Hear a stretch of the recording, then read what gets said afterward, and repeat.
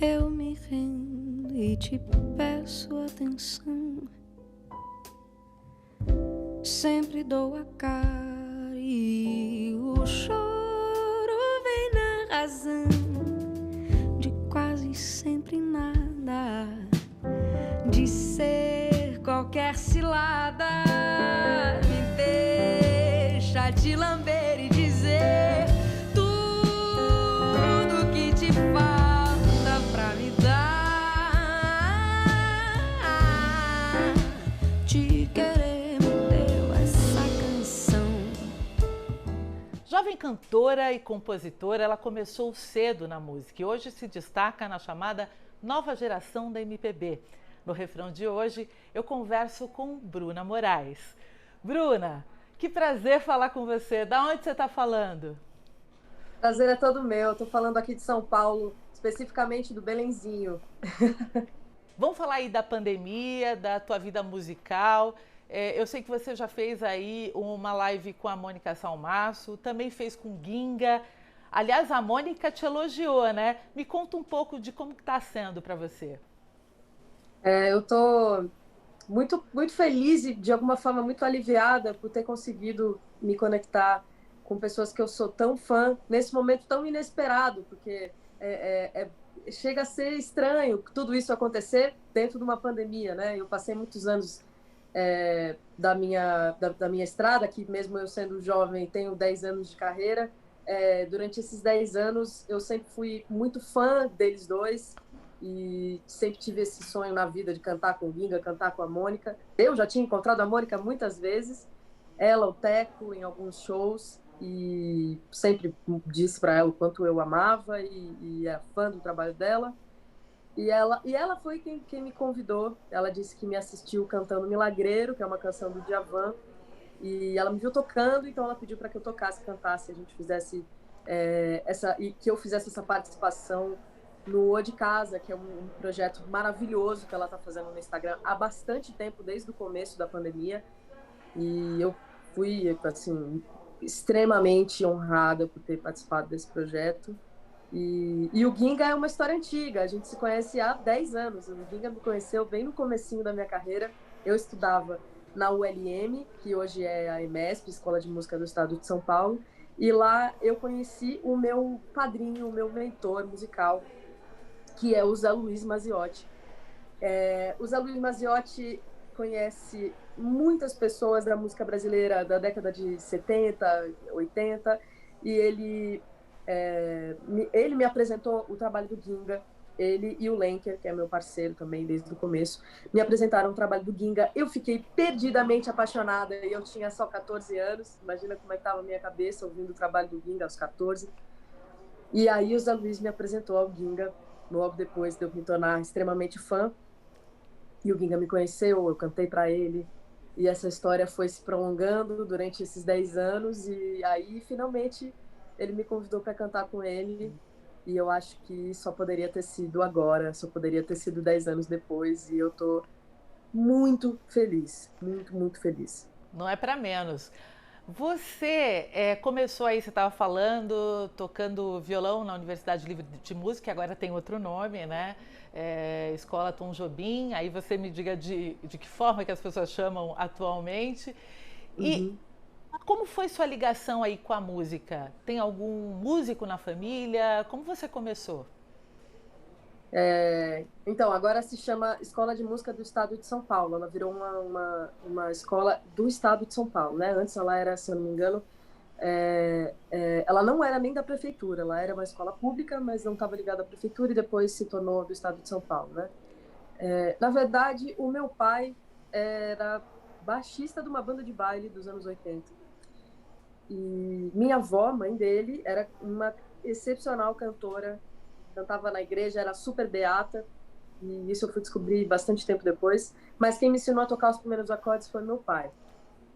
E foi ele, inclusive, quem me incentivou muito a entrar para a ULM, que antes, né, era a Universidade Livre de Música. E eu entrei lá com 12 anos, fiquei dos 12 aos 16 lá, só que até os 15 eu fiz violão popular, estudei violão, porque quando eu entrei eu achava que era só um hobby, uma coisa que ia me ajudar a me divertir e ser simplesmente por ser divertido, por ser maravilhoso, por ser feliz. Naquele momento eu não imaginava que isso seria minha profissão, mas o meu pai me incentivou muito, minha mãe me incentivou muito, eu tive muita sorte. Acho que essa geração de novos musicistas, cantoras, compositores, eu acho que tem muita sorte por já serem talvez um pouco mais bem aceitos perante a sociedade, perante as famílias. Então eu tive muita sorte também por ter tido um apoio imenso dos meus pais, da minha família toda. E eu devo muito isso, devo muito a minha vida, a minha carreira toda, a minha vida artística, aos meus pais e a todo esse apoio. E a Universidade Livre de Música, a EMESP, que foi a parte mais importante, acredito eu, da minha vida como artista, que foi encontrar grandes profissionais, grandes professores e pessoas maravilhosas, interessadíssimas, tão empolgadas e felizes quanto eu por estarem lá. E logo depois você também acabou cantando com a Orquestra Jovem, não foi isso? Como é que foi essa experiência? Foi justamente por causa do Zé Luiz Maziotti, que, como eu disse, era o ainda é meu padrinho, meu mentor. Ele acreditou muito mais em mim do que eu mesma e me fez cantar aos 14 anos no palco do Memorial da América Latina, com a Orquestra Jovem Tom Jobim, com o Roberto Sion regendo. Foi assim... E por incrível que pareça, aquela foi a primeira vez que eu subi num palco em toda a minha vida. E eu subi assim, nessa estreia desse tamanho. O Zé Luiz foi imensamente generoso e me deu de presente quase que a metade do show, a metade da participação dele, né, com a orquestra. E foi mágico. Ali naquele momento, acho que foi o momento derradeiro, foi o momento em que eu entendi que aquilo era o que eu queria fazer para o resto da minha vida, até o último dia da minha vida. E você aí começou a compor tão cedo, com 14 anos. Como é que você descobriu isso? E você ainda tem um parceiro, o Ítalo Lenker. Ele começou desde o início com você? Foi, na verdade, eu sou... antes de ser compositora e de ser letrista, eu sempre gostei muito de escrever poesia, porque na minha adolescência, pré-adolescência, bem jovenzinha, eu descobri a poesia e a escrita na escola, com uma grande professora de literatura. E ela me incentivou a escrever. Então, junto com essa vontade de escrever, veio junto a vontade de ler poesia. Então, passei essa fase adolescente e pré-adolescente, assim, dos 12 aos 14, lendo muito, intensamente. E aí, quando eu entrei na ULM, que foi lá que eu conheci o Ítalo Lenker, olha só como tudo tá ligado a esse lugar e a esse momento da minha vida. Eu conheci o Ítalo, que hoje só se chama Lenker. Conheci o Lenker lá, com 14, e ele se apresentou como compositor para mim. E aquilo foi um momento tão maravilhoso. Eu me lembro de chegar em casa e dizer assim: mãe, eu conheci um compositor. E aí depois a gente se falou, a gente se ligou, e praticamente no mesmo dia a gente fez nossa primeira parceria, eu como letrista. E isso aconteceu com mais algumas canções, acho que mais 2 canções que estão no disco, nesse primeiro disco, são parcerias minhas, onde eu sou só letrista. Mas ele me incentivou, mesmo assim, a compor sozinha. Durante as nossas parcerias, eu esboçava cantar uma melodia ou outra, e ele me disse: você é completamente capaz de compor suas próprias canções.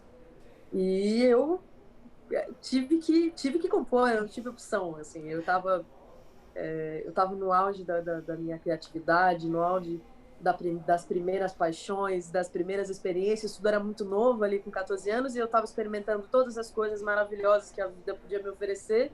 Então eu estava super inspirada e compus bastante nessa fase 14, 15, 16, até os 18, que foi, né, esse repertório do disco Olho de Dentro, que é o primeiro disco que eu gravei. Eu vou só te interromper porque vamos ter que fazer o intervalo, mas daqui a pouco a gente continua falando sobre suas músicas. Primeira parada do refrão, já já a gente volta. Fique com a gente.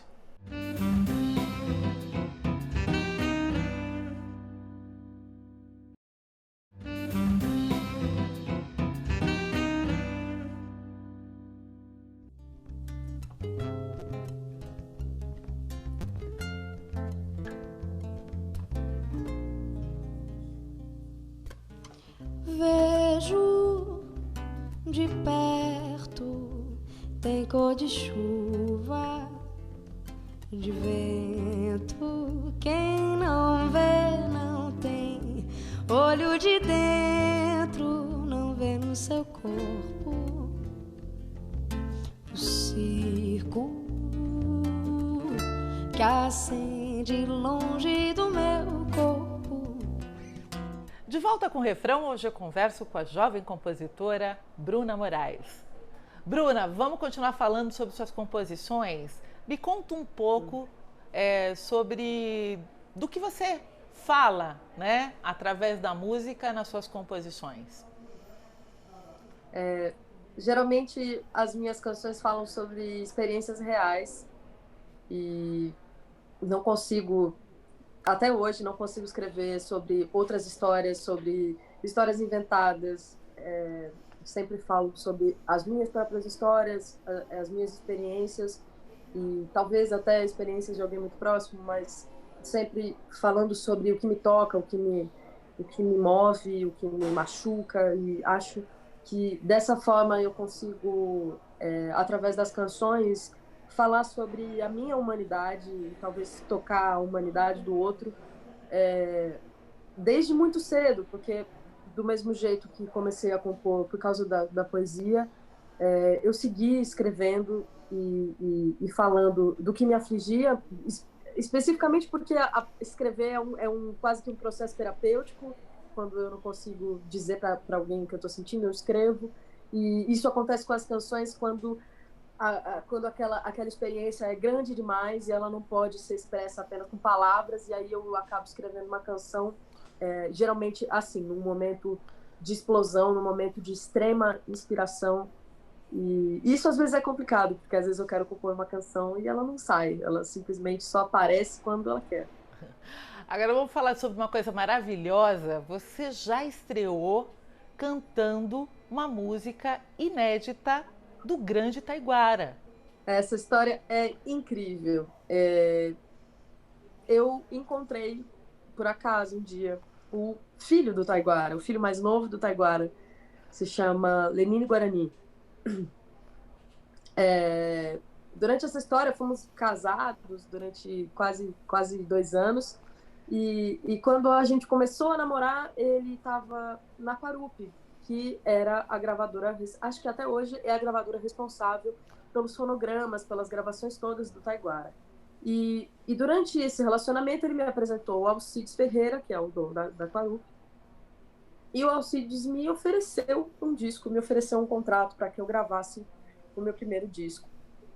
Eu tinha 17 anos, eu estava terminando o ensino fundamental, o ensino médio, desculpa. E eu ia gravar o disco assim que eu fizesse 18. Ia começar a gravar. E durante a escolha do repertório, o Alcides me pediu para gravar uma canção inédita do Taiguara, que ele tinha lá no acervo, que foi levado até a Quarupi, que foi deixado aos cuidados da Quarupi. Nesse acervo tinha uma canção chamada Levante, do Borel, um samba enredo magnífico. E só existia uma gravação de um show, uma gravação ainda um pouco rústica, e a gente precisava fazer um arranjo, eu precisava decorar aquela canção. Eu nunca me senti tão nervosa e nunca recebi uma responsabilidade tão grande, mas durante as gravações, durante a construção desse arranjo, a construção da canção em si, a gente percebeu o quanto aquilo era importante e me senti muito, muito feliz por ter feito aquilo tão cedo e homenageado esse homem tão grandioso que foi o Taiguara, que segue vivo nas canções. Dá para você relembrar um trechinho pra gente dessa canção, a capela? Existe um povo que a bandeira empresta pra cobrir tanto ódio e covardia. Assim gritou a fúria do poeta, com a dor do negro escravo que tanto sofria. E hoje vem lembrando Castro Alves, o povo desce sambando e cruza os mares, e um afro-canto banto nos devolve a fúria que nasceu com zumbi dos palmares. É demais essa É questão. demais, é demais. Conta um pouco como é que foi fazer esse trabalho. Já de cara, né? Aos 18, foi isso? Eu gravei fazendo 18 anos. Eu estava no estúdio no dia do meu aniversário.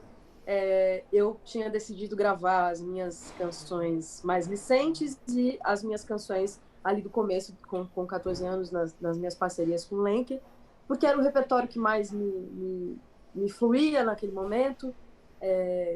O convite tinha sido feito há pouco tempo, a gente não teve muito tempo para desenvolver os arranjos, ensaiar e tudo mais. O Pedro Baldanza foi quem produziu esse disco, saudoso, querido.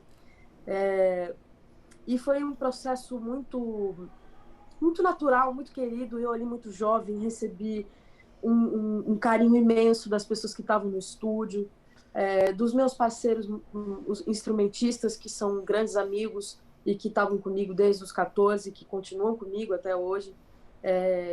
O Fábio Leandro, pianista, o Cabé Pinheiro, percussionista, Gabriel Guilherme, baterista, Peter Mesquita, meu irmão e baixista, e o Lenker está nesse disco, e o Paulo Ribeiro, um cara que eu admiro muito, participações especiais magníficas, Jean Correia, Tadeu Romano e Gabriel Selvagem. São parcerias maravilhosas, pessoas que estavam comigo desde muito cedo, que sempre acreditaram no meu trabalho, às vezes muito mais do que eu, assim como o Zé Luiz fez comigo com 14 anos. Eu recebi muito apoio.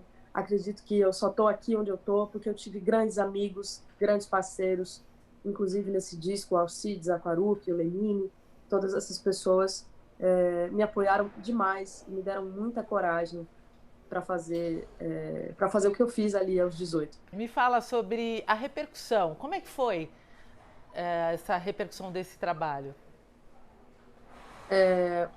Eu me lembro de fazer algumas visitas a algumas emissoras, fazer algumas entrevistas em algumas rádios.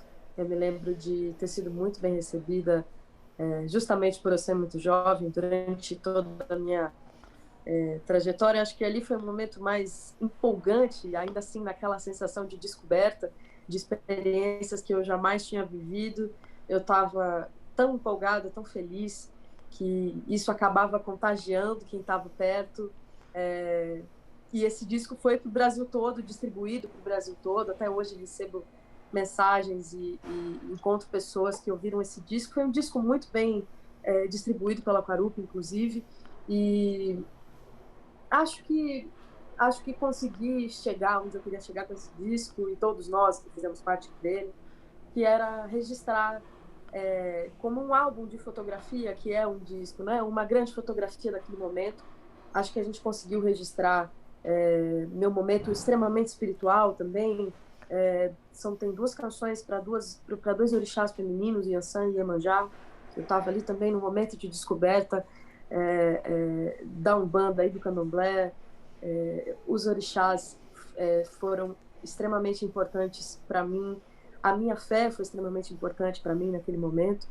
E então, como eu te disse, são experiências primeiras, são sempre experiências maravilhosas, muito empolgantes. Não que as próximas não tenham sido, mas a gente sabe que a primeira vez é sempre a primeira vez e é sempre maravilhoso. Foi mágico. É o primeiro disco, 18 anos, tudo foi mágico ali. Que estreia e que sorte. A gente vai ter que fazer mais um intervalo, mas daqui a pouco a gente volta falando agora sobre essa sua voz. Mais uma parada do refrão, já já a gente está de volta. Fique com a gente.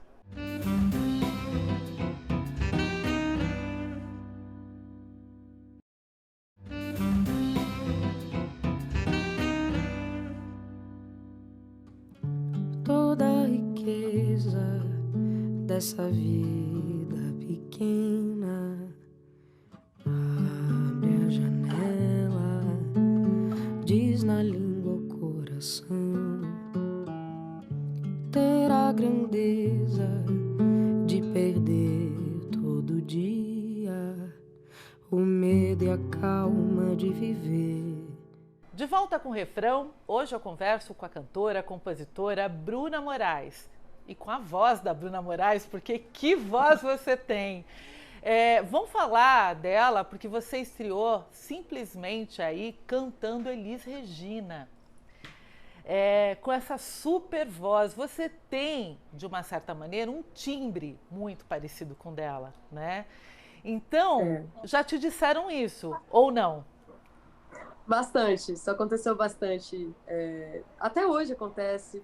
Acho que já pensei muito sobre o timbre, já pensei muito sobre a dicção, a forma como a gente, como eu canto e obviamente a Elis é uma das minhas maiores professoras de canto. Ela quem me ensinou a cantar, praticamente. Por que eu fui lembrar dos olhos dele? Já vou te cavar madura, coração, cabeça dura, tema bate até que cura. E logicamente a parte do repertório que é impecável, é indescritível, o quão perfeito é o repertório de todos os discos da Elis e principalmente eu, né, muito fã, principalmente a escolha das canções do João Bosco e do Aldir Blanc, que são as minhas canções preferidas da vida inteira. Acho que aí tem uma conexão, né? Mas antes de a gente falar de Aldir Blanc, que eu sei que tem uma história, eu queria também falar que timbre não é nada. Aliás, é um meio caminho andado, eu diria. Tem que ter também entrega. E muitos críticos falam da sua entrega como aquele canto de voz aberta, né? Então eu queria que você falasse sobre essa voz aberta. Te comparam também a Leila Pinheiro, falam muito dessa entrega. Precisa de emoção, Bruna? Na verdade é tudo, né? Sem emoção não existe canto. Se você, quer dizer, na minha humilde visão, no auge dos meus 25 anos, eu entendo que cantar é apenas emoção e entrega. São essas duas coisas que fazem o canto funcionar. Logicamente que você precisa da técnica, você precisa da musicalidade para poder cantar, para poder estar dentro da canção, cantar melodia, ritmo, letra, isso tudo faz parte da técnica, mas a partir dela, depois da técnica, existe uma conexão extrema com a letra, com o que se diz, com o que a canção quer dizer, e juntamente o amálgama dessas duas coisas, com a forma e o caminho, o movimento que a canção faz, com que a melodia faz, que a harmonia faz dentro dessa canção, dentro do que ela quer dizer. E acho que é aí onde eu e Elis somos comparados, porque talvez, muito talvez, e eu já vou ser muito feliz de ter chegado perto desse lugar, a gente consiga compreender a canção da mesma forma. E ela me ensinou também a fazer isso, e Aldir é quem me inspira a continuar cantando as canções e a continuar querendo levar todas as mensagens que ele já deixou e que outros grandes compositores e compositoras deixaram para que a gente possa interpretar, porque sem compositor a gente não é nada. Bom, e falando em Aldir, vamos finalmente falar sobre essa conexão. Como é que ela aconteceu? Conta a história. Bom, como eu te falei, eu sou muito fã do Aldir e do João, principalmente nesse repertório da Elis, desde muito cedo. E eu me lembro de conhecer, por exemplo, o trabalho dele com o Ginga e entender que, na verdade, aquilo que mais me interessava e mais me deixava curiosa eram as mensagens, o que as canções diziam, aquilo me intrigava muito. Então, eu entendi que, na verdade, eu era apaixonada pelo que o Aldir dizia. Então, passei a vida toda pensando o quanto seria maravilhoso poder dizer a ele, entregar a ele todo esse amor e admiração. E aí, um dia, eu recebi uma mensagem da Mary Ferreira, que é a mulher dele. E nessa mensagem tinha um áudio do Aldir dizendo que tinha me escutado cantando a nível D, que eu aprendi a tocar e já tinha tocado algumas boas vezes pelas ruas de São Paulo, e tinha gravado vídeo, e ele me assistiu por esse vídeo. E nessa mensagem tinha um e-mail do Aldir, e eu mandei um e-mail extremamente fã e apaixonada, com muito medo de errar a escolha das palavras, porque, querendo ou não, eu estava ali conversando com o Deus das palavras para mim, e que acho que para muita gente. E em resposta eu recebi uma mensagem extremamente carinhosa, amorosa, delicada, alguém que eu não sabia que existia dentro do Aldir, mesmo dentro das canções. Eu sempre tive uma imagem muito diferente, inclusive pelo que eu ouvia falar dele. Então foi uma surpresa imensa descobrir que o Aldir era um ser humano doce e querido. E aí logo depois eu respondi o Aldir e ele me respondeu de volta, me adotando como sua neta. E depois a gente continuou trocando muitos e-mails, ele continuou me chamando carinhosamente de neta. Que e maravilha. Assinando os e-mails como o Aldir. E eu perdi a conta de quantas vezes eu já chorei e reli esses e-mails, porque esse é o maior tesouro da minha vida, da minha existência. E num desses e-mails eu prometi ao Aldir que eu cantaria as suas letras até o fim da minha vida. E alguns dias depois ele foi internado com Covid e a gente não pôde mais conversar. Mas é isso, no ano que vem eu pretendo gravar um disco cantando canções do Aldir. Ainda não sei se vão ser do repertório do João primeiro ou do Ginga primeiro, ainda não sei, mas esses dois compositores, parceiros deles, são os meus preferidos e pretendo gravar Aldir agora e para sempre. Antes de encerrar o programa, queria saber, o Aldir disse o que a respeito da sua voz? Só uma curiosidade. Teve em um dos e-mails, ele disse assim: é incrível como você mistura a felicidade e riso e tristeza no fundo da nível D. Você é mesmo minha neta, tira a força do sofrimento. Foi isso que ele me disse, uma das coisas que eu mais sou feliz em ouvir. E muitas vezes me disse que eu tinha cantado e tocado muito bem aquela canção, que é uma canção difícil. Mas é incrível, durante os e-mails ele foi muito mais meu avô do que compositor, do que musicista, sabe?